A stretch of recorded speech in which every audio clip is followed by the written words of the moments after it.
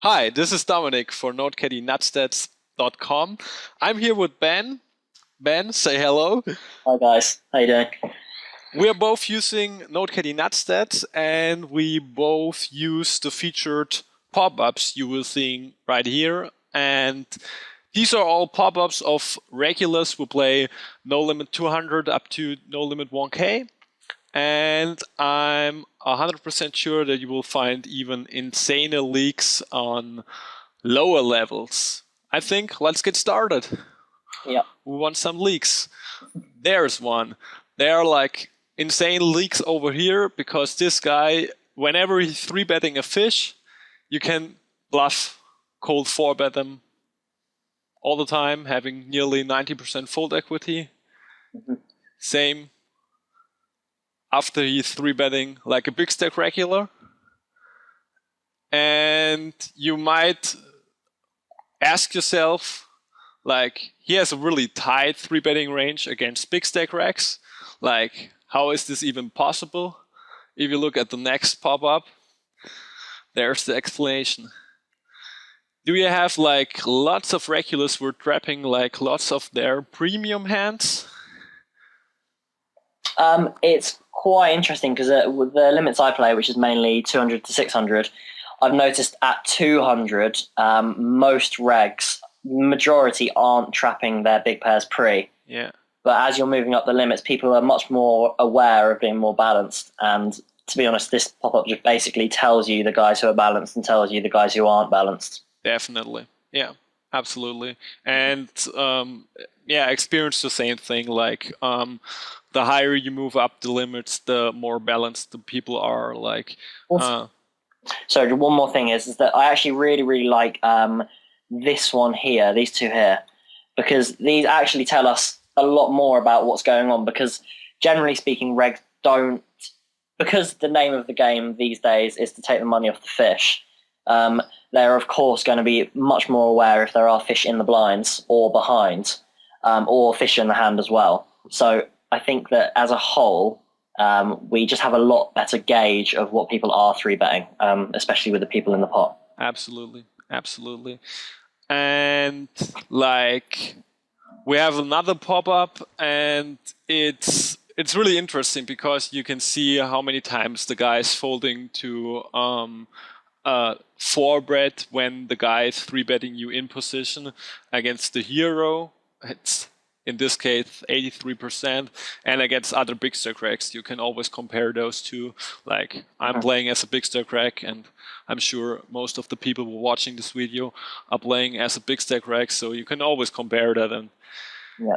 I hope there aren't any short stackers listening. nah, me neither. And yeah, this is the other way around.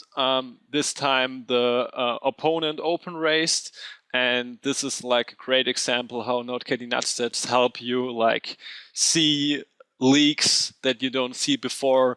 This regular over here has a huge 4-betting range on the button, and yeah, you see Yeah. the 4 to 5-bet.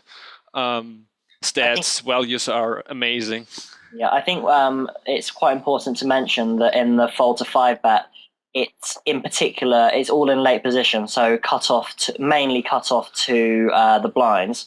And the reason that's so important is because we pretty much know that in early position at full ring in particular, people don't 5-bet light. Definitely. Because it's just absolutely crazy. So I mean, some of you might be thinking that we need 5-bet fold to 5-bet by all positions, but I can assure you that it happens so rarely that it only is really needed for late positions. Yeah, I mean, you always have the stat over here. This is how many times he's folding to a 5-bet when he's in the in early position to cut off, and you like never see guys have more than 25-30% fold equity. Like, it's very uncommon.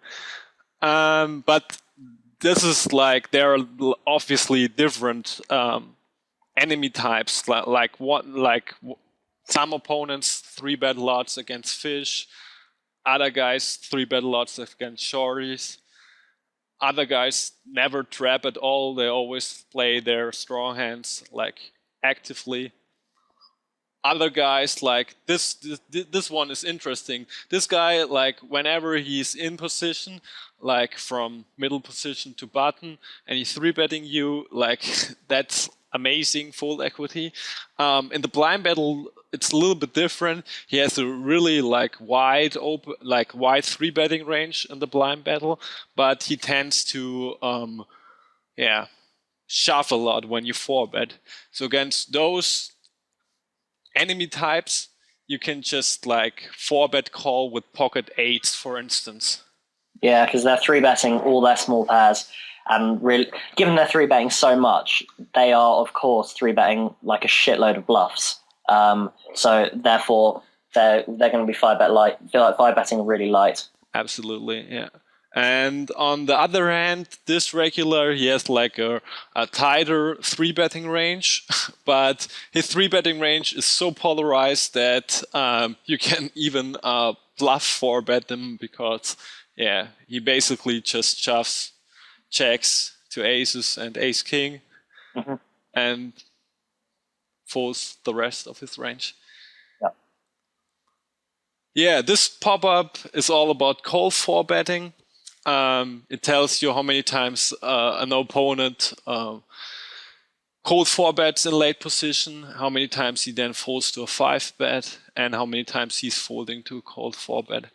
I would say, to be honest, I think this pop-up is probably, besides the fold to 4-bet by position, this is probably the one I use the second most, just because cold 4-betting is so scary, and a lot of good regs do it. And with just normal holder manager stats, it's very, very hard to distinguish the guys who are doing it as bluffs. Absolutely. But with this pop-up, if we open from cutoff, if the opener's from cutoff and they're cold 4ing the big blind, we know what range they've got, and it's a lot easier to play. Absolutely. And this guy, for instance, he's just cold 4-betting lots, and then you have like lots of fold equity to a 5-bet. And this guy, on the other hand, like he's cold 4-betting very reluctantly, and he thinks whenever somebody is cold 4-betting, it's a sign of strength.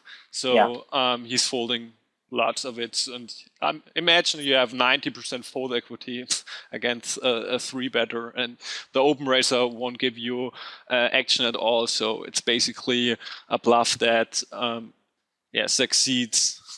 It's just free money. It's just free money 80% of the time. It's just amazing. But we also have like interesting post-flop stats. This is actually my favorite stat at all. It's when to showdown versus hero, and we have like 2 examples, both against regulars, as we said before. And if you look at the holder manager when to showdown, it's quite similar. Like this guy goes against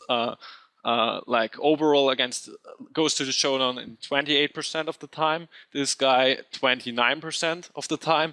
Against the hero, it's like 2 different stories. Very tight against me, and this guy absolutely non-believer.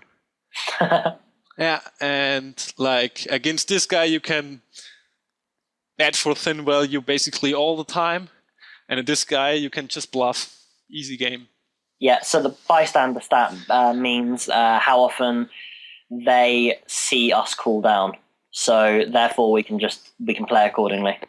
Absolutely. If like I like to call a lot, so I should fold against this guy more often when he's betting on the river, or if I think he's betting for thin value, then I can raise him.